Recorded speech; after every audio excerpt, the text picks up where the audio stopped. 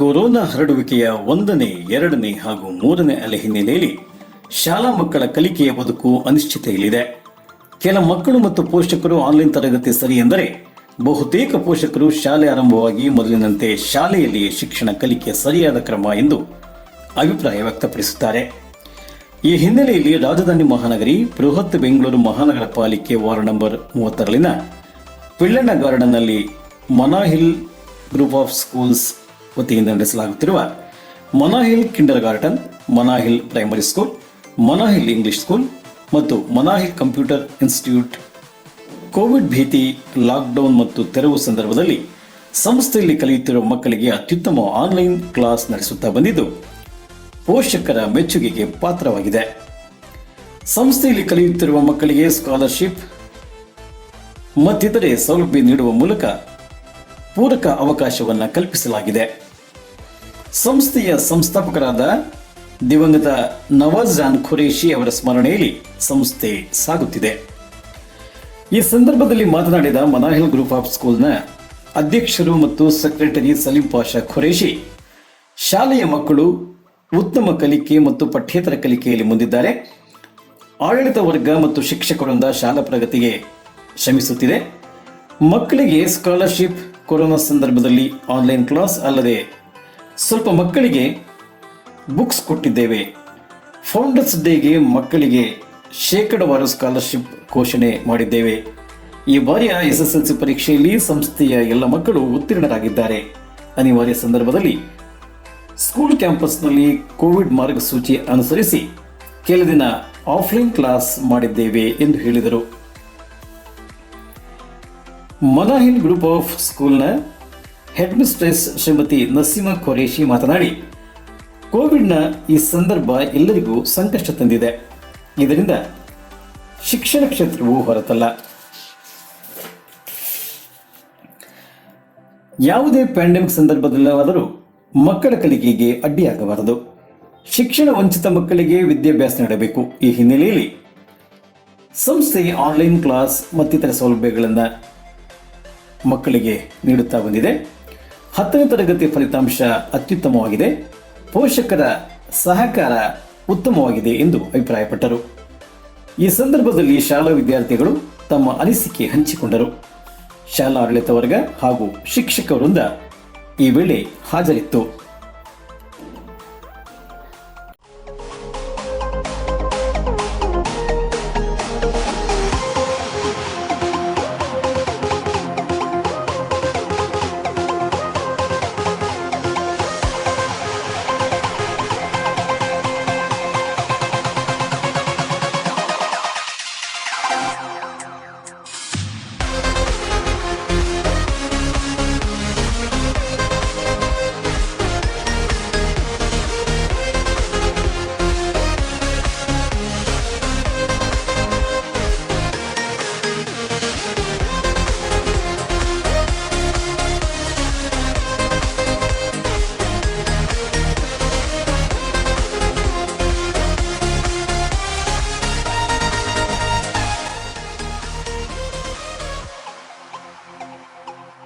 Afternoon to all the viewers as well as our students.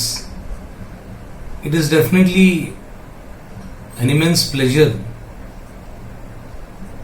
as during this pandemic schools is all functioning with online classes. There are no physical activities into the school, but we all are in touch with each other's. It's through online classes. Through online classes, students are being tied up with their studies, with their academics, with their programs, cultural events, everything. In our institution, as you all are witnessed, for these 2 months we had 3 programs. Founders Day and other activities was being conducted through online itself. Some students are really putting their efforts. We can see all the audio clips and video clips of the students, those who have taken part into the cultural programs, as well the next segment, that's Independence Day, what's coming forward.